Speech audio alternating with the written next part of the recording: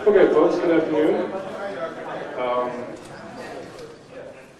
Now is the time for the panel for Bob Forward, producer of Beast Wars, the show. Bob, come forward.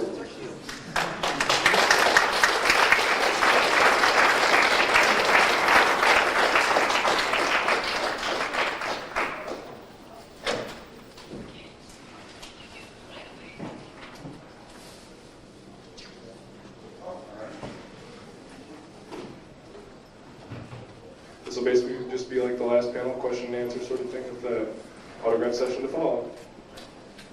Can I start with this tape? Okay. This is, you probably have heard about it, it's the compilation tape. It's not strictly speaking bloopers, it's just what we call the editor's frank opinion of the show.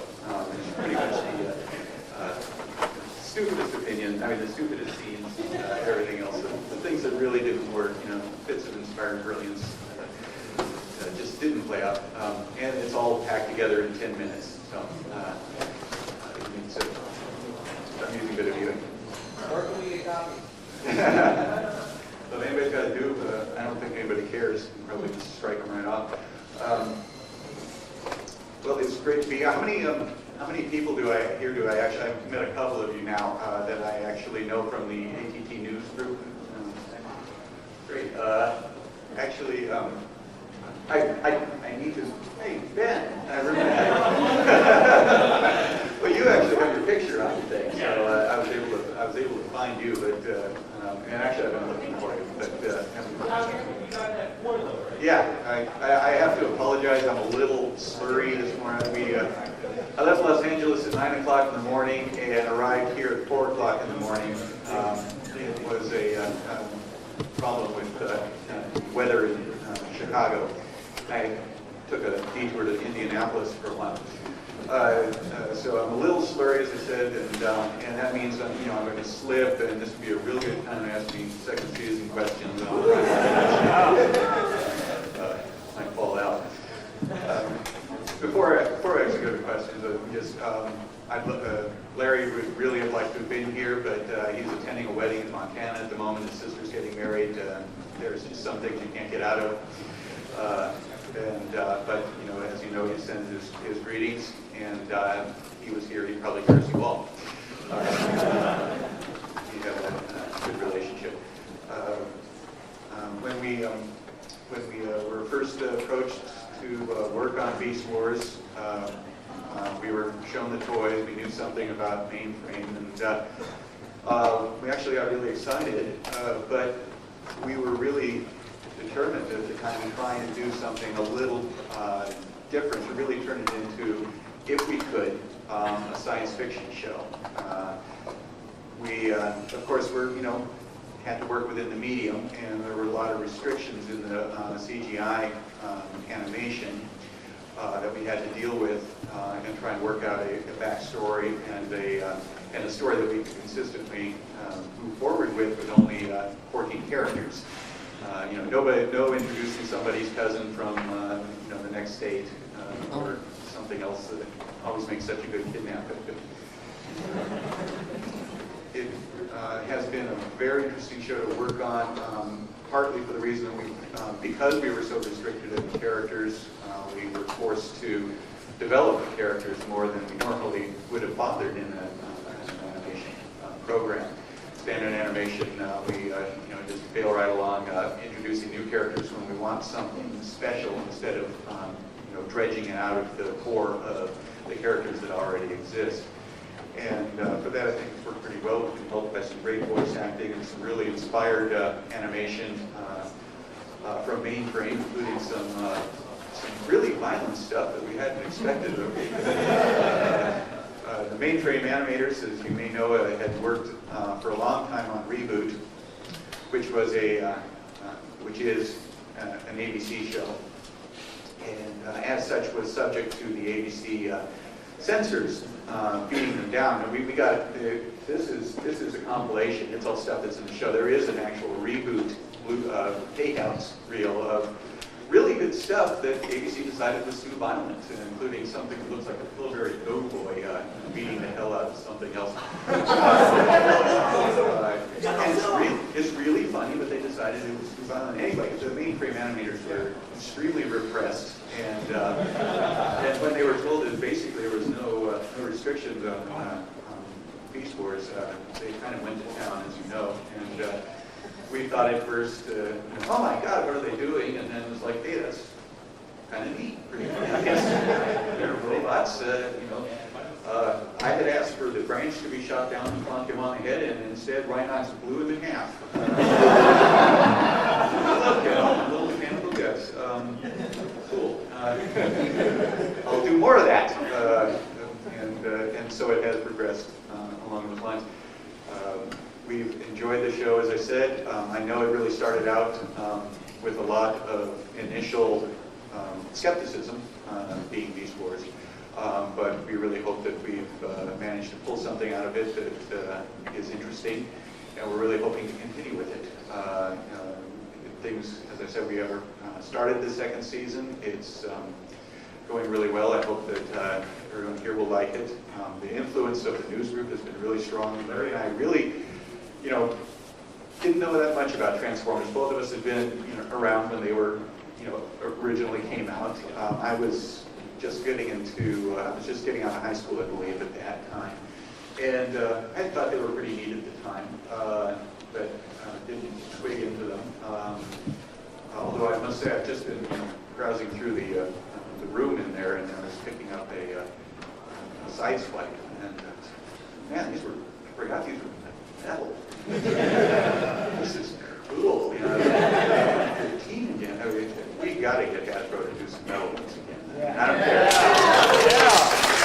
I'm going to play them gold and sell them for $50 a piece. Just literally do some metal ones because they are the coolest. All right, ready on that? Let's start with this.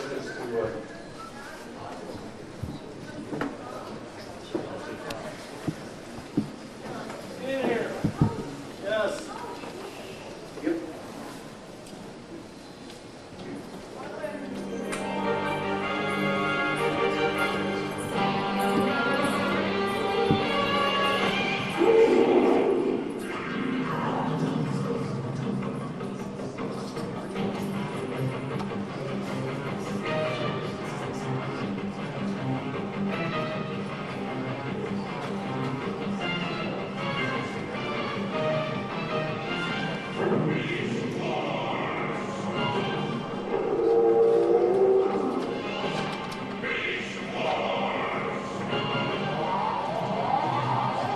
Necessary to put all this in front.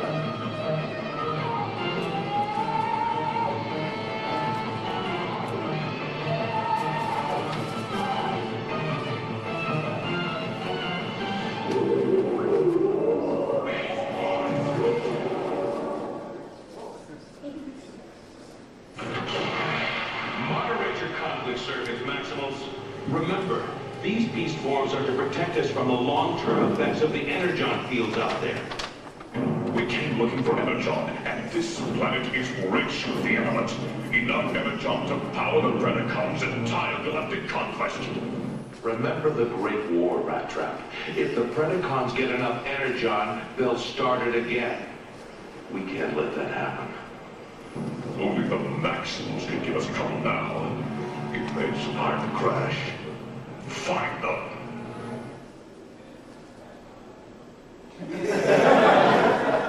For kids.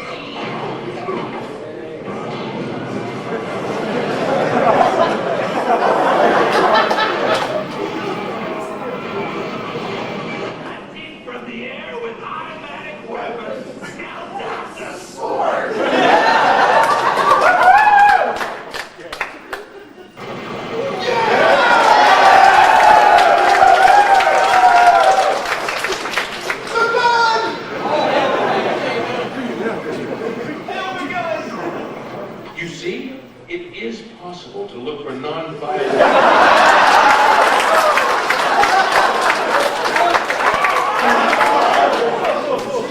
Maybe that's what we've been needing. A little less brain and a little more guts. What? Is it my breath? Ultra gear. Way to go, Optimus! I copy, Big Bot. What do I do? This guy's gonna scat.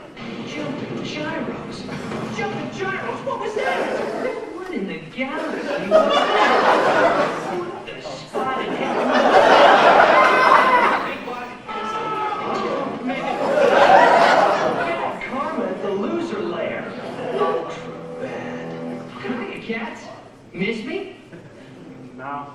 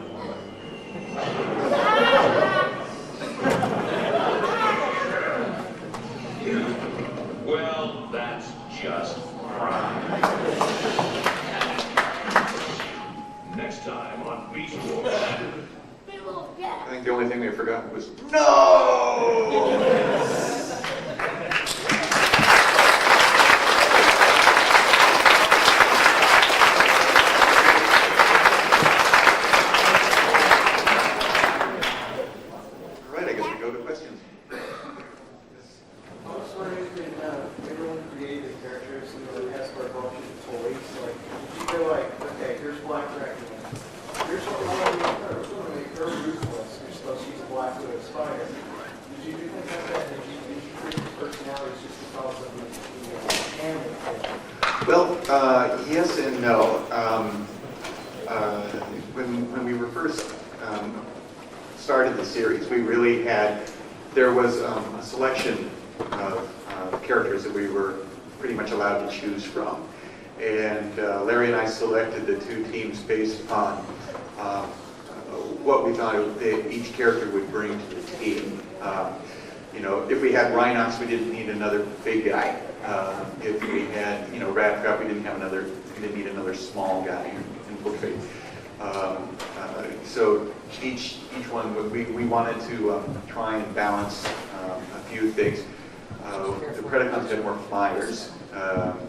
We didn't actually, at the time we had Optimus who could fly because he was in bat mode at the time. There was a bat version Optimus.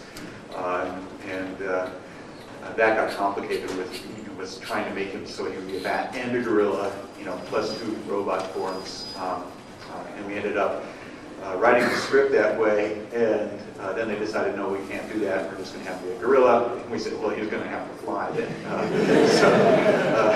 because we can't have no flyers on the Maximal team. It's just not cool. Besides, it makes him look heroic when he can take off in a jet of flame. So at the beginning, mostly what we did was choose the characters mainly as what we thought they would bring to the team. Then we assigned them personalities. We tried to go a little bit different. We really wanted to not start out with 2 full-fledged teams. We wanted to say, we said, we'd like these guys to have somewhere to go, to have a growth potential.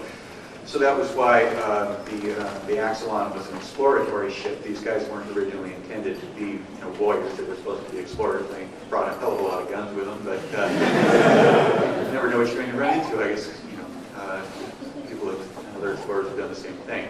And the Predacons were not high-ranking Predacons. They were more Predacon criminals, outcasts from their own society with aspirations, conquest. Each one of them sort of a function in his own, each one having his own agenda rather than supporting Megatron entirely. This has given us a certain amount of story potential because we have to, because of the CGI limitations, the stories have to be very internal. We can't have huge grandiose schemes every single time. We run out of props to play with. And there's not that many people to actually threaten when you're only dealing with 14 characters. But then we gave them all personalities, getting back to the original point, and played off of that. Optimus was originally aimed at being a little bit more like Clint Eastwood, kind of dry and tight and dry. And Gary ended up playing a little more like John Wayne, which worked pretty well when we started adapting them towards that. Rat Trap was instantly Rat Trap Rizzo, Joe Pesci. He started out more Rat Trap Rizzo, and then it was more fun to make him a ball-hair character, so we just complained a lot, so we pretty much did that. Rhinox originally talked a little more southern, yeah, exactly. He used more contractions and stuff. We listened to the speech and the speech patterns and realized that some people might find that offensive, and we ended up making him a little more refined.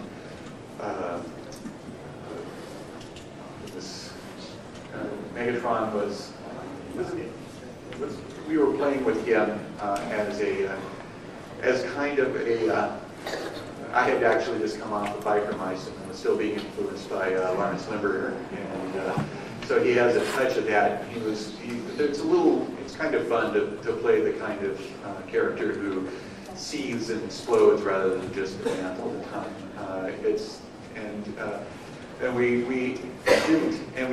We have started to play with his ability to think several moves ahead, and as a matter of fact, that'll be played out even more when you find out some things in the second series. The Waspinator. Waspinator was fun from the get-go. He actually has a lot of potential that hasn't been explored, and I'm hoping to get into it. Yeah, well, that came out of Mainframe. I mean, we just sort of, well, what happened was the shows were constantly running on. The original Transformers scripts ran about 45 to 50 pages, and if you watch the show, you'll see that they do the dialogue a lot faster, they clip right along. You can do that in standard animation. For some reason, the audiences absorption of the scene is very quick. But in the CGI, we found it really, people react to it as though it's live action, and it's paced more like live action. A 22-minute show is 22 pages long, just like it would be in live action. I think it's because people, the scene is very, has a lot of textures in it, and people seem to want to have it slowed down a little bit to see it better. And for that reason, Waspinator became a problem because his voice, when we gave him lines, tended to be long. So in order to get him out of the scenes, we, we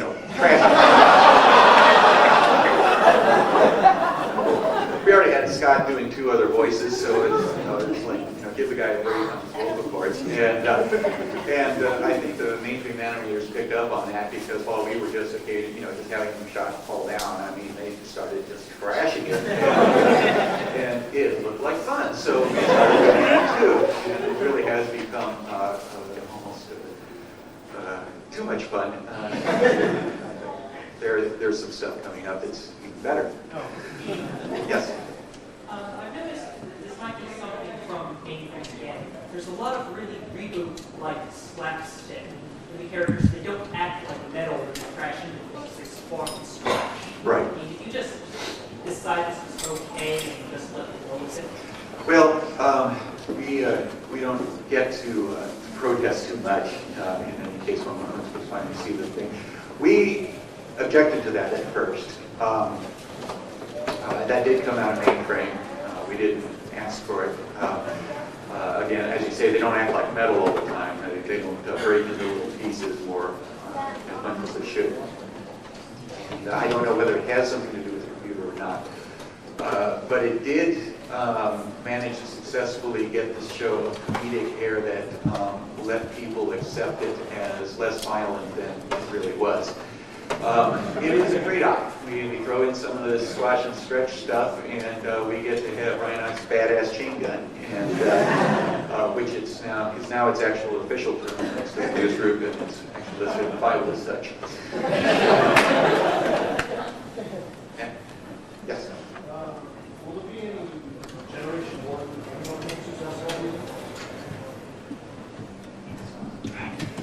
That's, if you consider the first season, yes, that's planned at the moment. Yeah, but of course that's about all I'm going to say. But we had a lot of fun. The news group has been a lot of help. Ben has been a tremendous amount of help. I'm going to secretly confer with Ben later about some other stuff.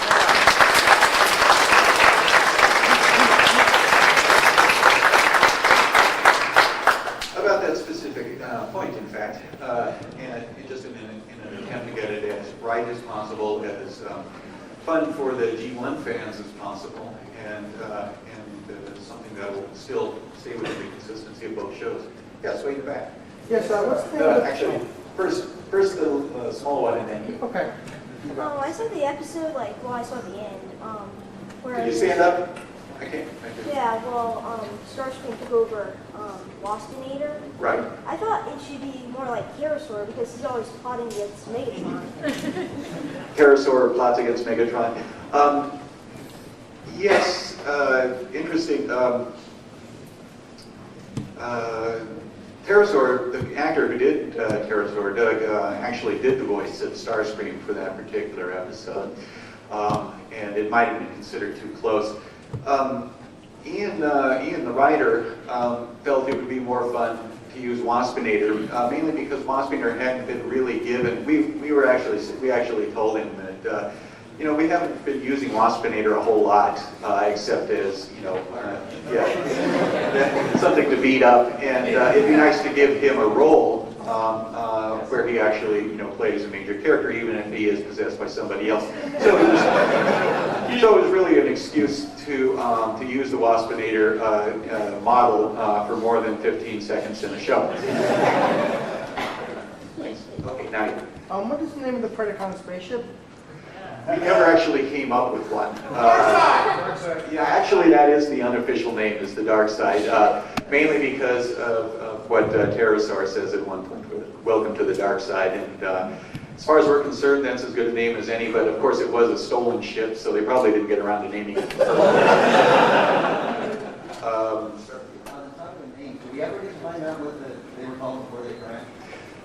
No, Larry actually came up with all of it. It gets so messy when you're trying to deal with, how all of that worked, and we're sort of glad that, you don't really get to see too many good shots of what life on Cybertron is like, because, we don't know how to deal with it. It would turn into something organic, but it wouldn't be an earth animal.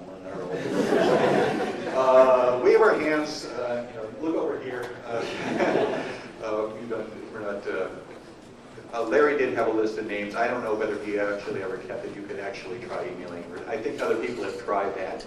As I said, it was like Rat Trap was RTP1 or something like that. Yeah. Yeah, exactly. It really it opened up a can of worms that it was better just left closed. How much of what you do is inspired by your father as a science fiction writer? Occasionally that does come up when we try and do something reasonably scientifically accurate, which we generally have to scrap because it's not as cool as doing something that's completely inaccurate. I actually had used my father's influence more in other projects where scientific accuracy is more important.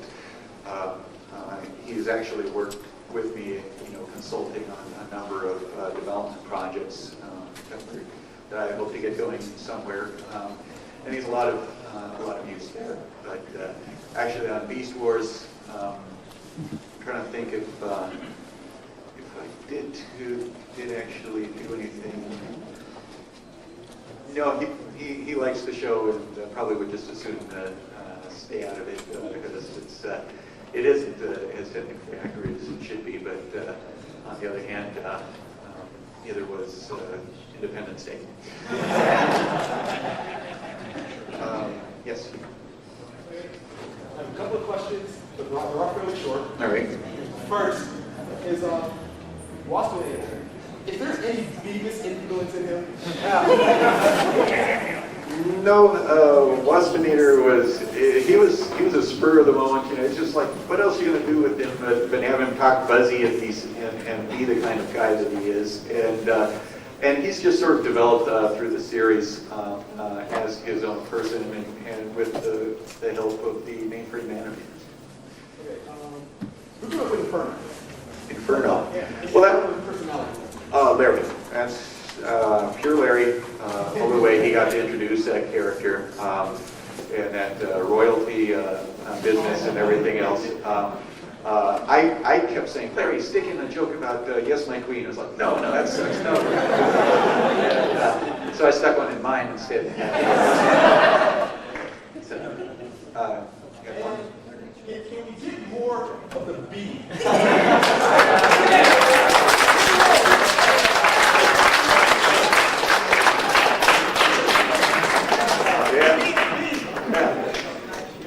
Actually, the bee became fun, but no.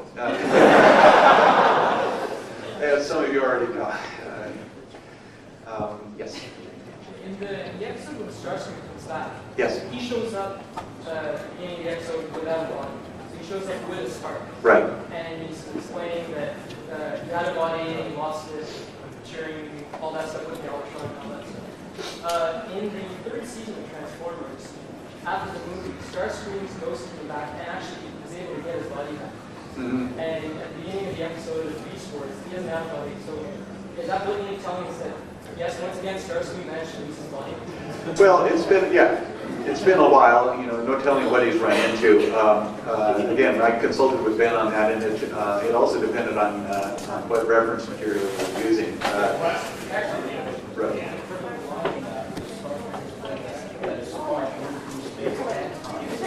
So this would be before you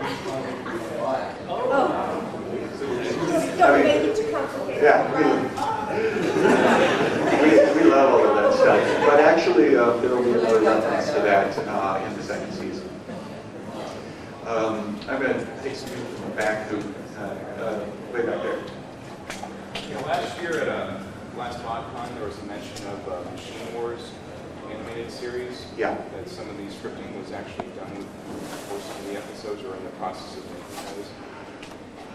Who said that? I mean, to be honest, huh? Tony did. He made reference. Oh, Tony Gow. Yeah, he's. I guess he was at Hasbro at that time. He may have known something that I don't. To my knowledge, nothing was done towards a Machine Wars series at all. But Hasbro does a lot of things that we don't know about, and does a lot of development on the slide that Mainframe doesn't know about. My next question is, what the hell do you guys think when you did that Rhino episode? Laura? Yeah. I knew that would come up. That was fine. We needed, we were very tight schedule. We had a couple of grim shows go through the works. People were beginning to wonder if the series wasn't getting too dark. We were getting faster about that. We decided, let's do a funny episode and just make it a gutbuster. And just jam it through. And plus, the way it had to be divided up. Larry was the story editor, and I was the writer. I had myself a fine time writing that script. I think I wrote the entire thing in 8 hours, sent it out to Larry, he said, fine, send it to them. They approved it without a single change, and it went through. Easy money for me, easier money for Larry.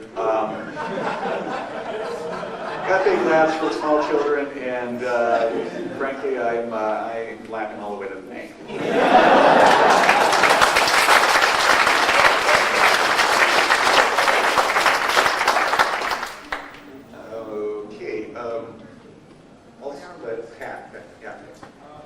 Are the rumors about the third season true? I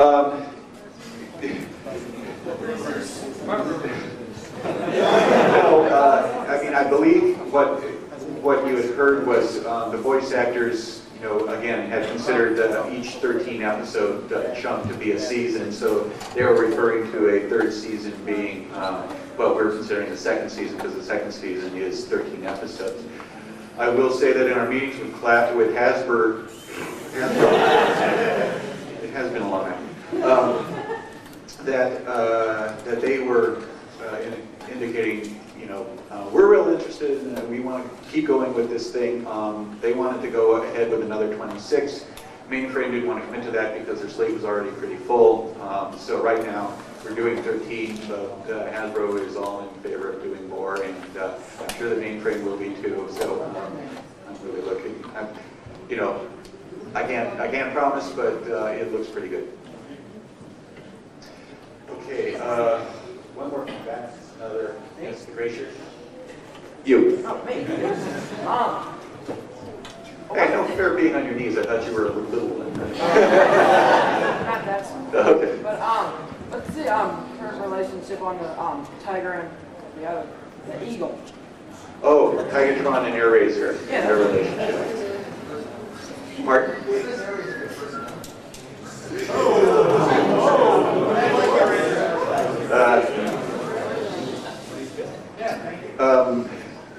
Tigatron and Air Razor have sort of a. Yeah, we're still playing with it. We were still playing with that, and we'll just have to sort of see, what happens there. Probably not too much. Actually, we have more interesting things in mind.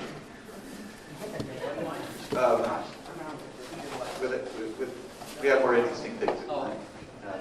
Again, with the hat, black hat. You. I was wondering, is there going to be any reference to what happened to the Autobots and Decepticons? Are they still around? Yes. Again, that's about all I'll say.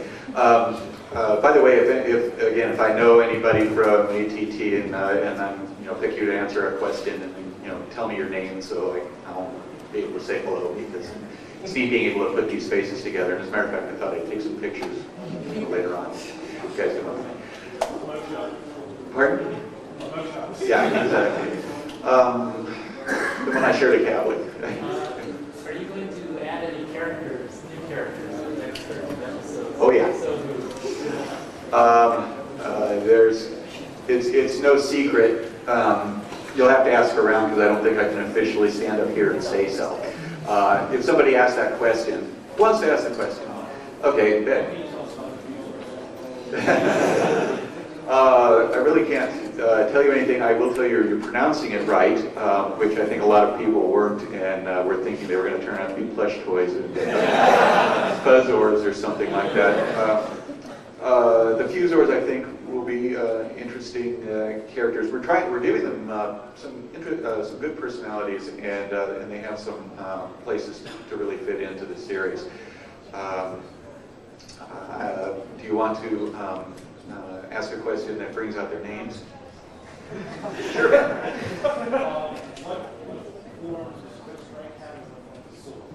Okay. Again, I can't really say that, but those are the characters who will be. No,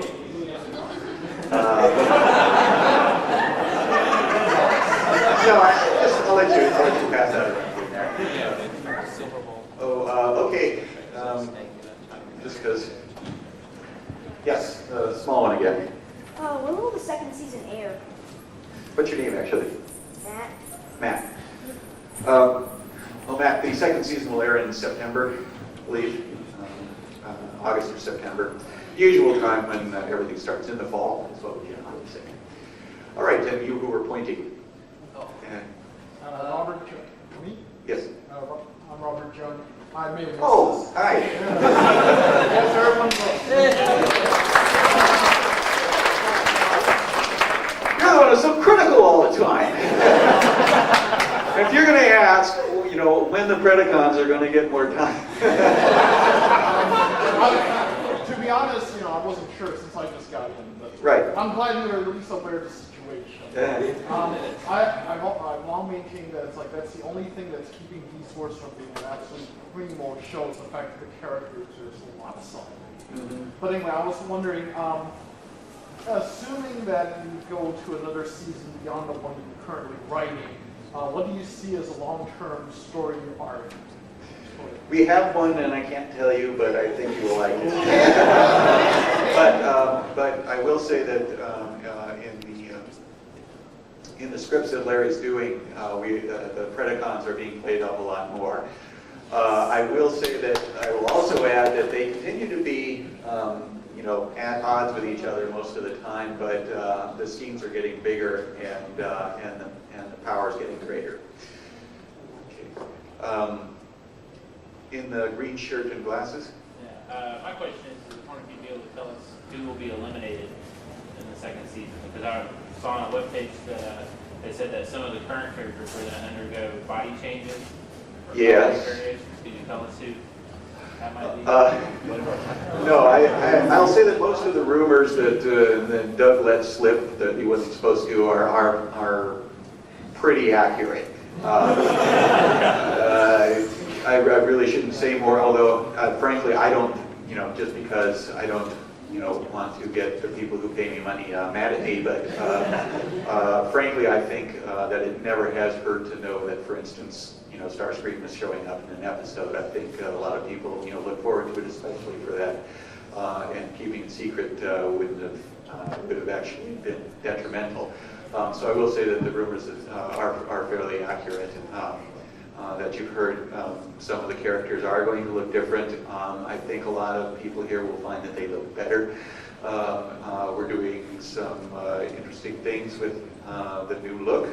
It's not strictly a cosmetic change, and it will help us. What we're really looking forward to is we're really hoping to open the show up to a wider scale, so it's not just concentrated into one area anymore. That we'll be able to, you know, go all over the planet, maybe even out into space, stuff like that.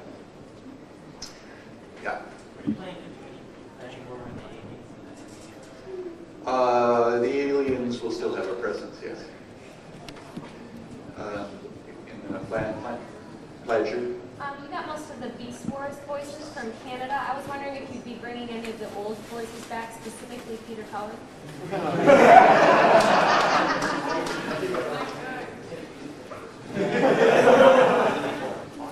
It's not a bad idea. I don't suggest Justice. Great idea. We run into financial problems. I mean, I'm not mainframe. That there is.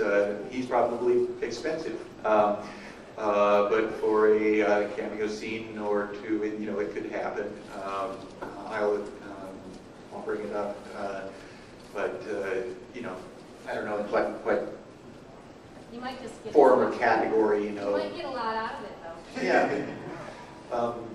Money-wise. Again, I will. I'll bring it up.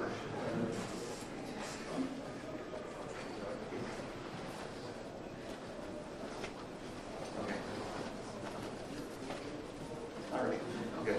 I have to go out to do a cast picture in a couple of minutes, so we'll just take 3 more, say, and stand up. Okay. Hi, my name is Heath? Heath. Okay. I was just wondering how much time you spent on an episode, and also if it was an animation glitch when Scorpion Optimus had an accident in the water. Okay. Time spent on an episode. Can you actually clarify what you're asking there? Because just the writing part. In just the writing part? Yeah. So the script, you said you spent 8 hours for the logo. How much does a non-humorous? Right. Just an average features episode. Generally, once we have a premise, it depends on whether we go through outline or not. There's a number of approval stages.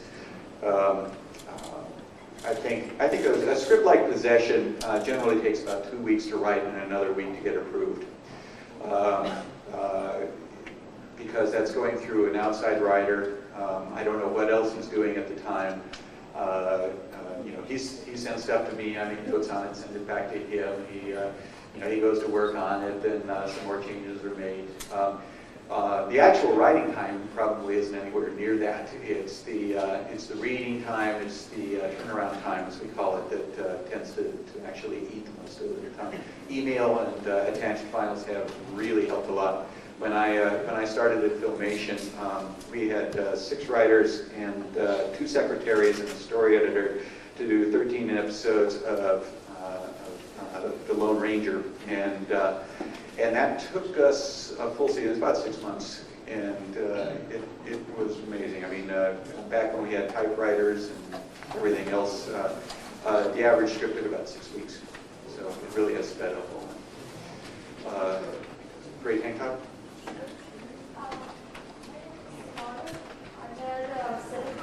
Okay.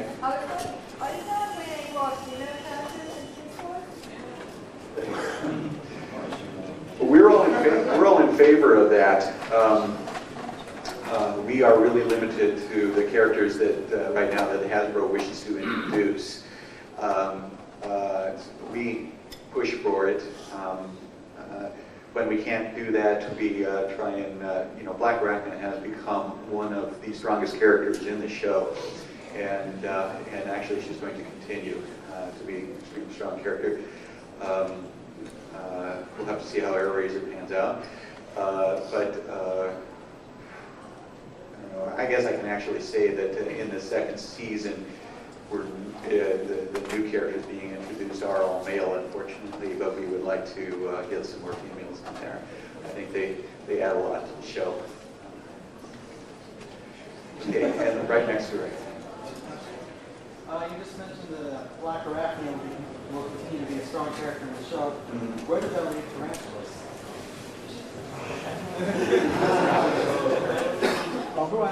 That might be a reason why she becomes a strong character. Or it might not. We're having a lot of fun with that. Okay, if you'll excuse me just for a couple of minutes, and then I'll come back.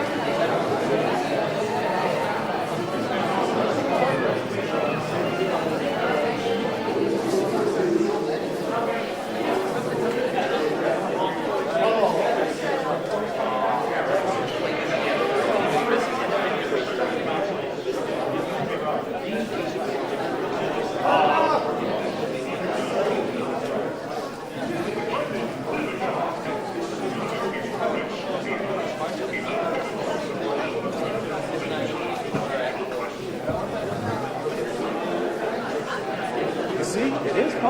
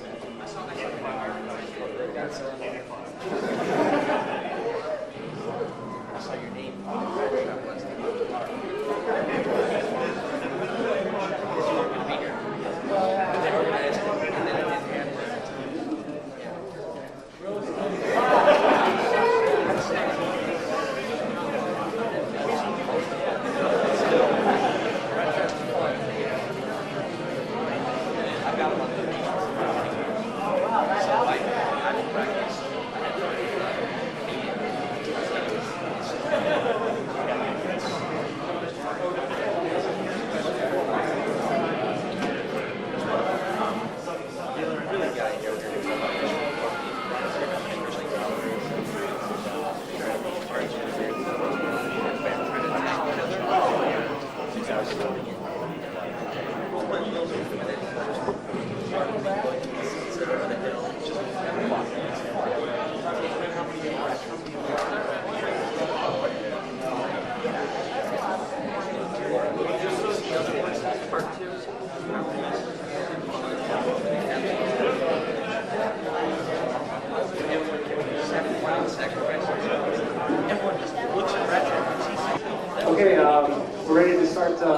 autograph session with Bob Ford.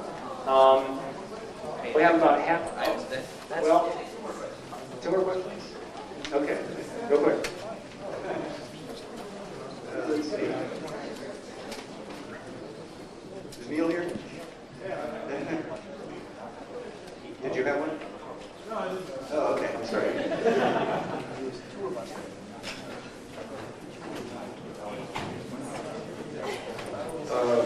You, in the back, yeah. You from all voice transformers. I just had a question. There's a lot of environmental upheaval at the end of the first season. I was wondering if there would be some scenery changes as far as will there be changes in headquarters because of the geological upheaval stuff like We that? called for that. There's some bulking in mainframe because, of course, it's expensive. Generally, there's always bulking for mainframe, and then they, I mean, when we started out, we were told the robots would not have mountain movements because that was too expensive to do. And so that was why when we started the series, they were V-score most of the time because we wanted expression on the characters. Lo and behold, when we actually see this stuff, the animators have come through and there's mouth movements on the robots and they look really cool, so we shifted the other direction. So right now, we've called for changes. Whether there will be remains to be seen. And let's see. Back. Inside Circle. Yeah. I'm just wondering how much fun do you, if you originally intended Rat Trap and Dinobot to have such love with each other, how much fun are they to write for? I beg your pardon? How much fun do you guys write for? Too much, as a matter of fact, especially because Scott, of course, gets to go to town since he's both voices, and the lines even get more padded, and there is a tendency to have it, I think, actually go too long. Generally, when we have to cut a script, and we usually do, that's one of the first places we look. But there's still plenty of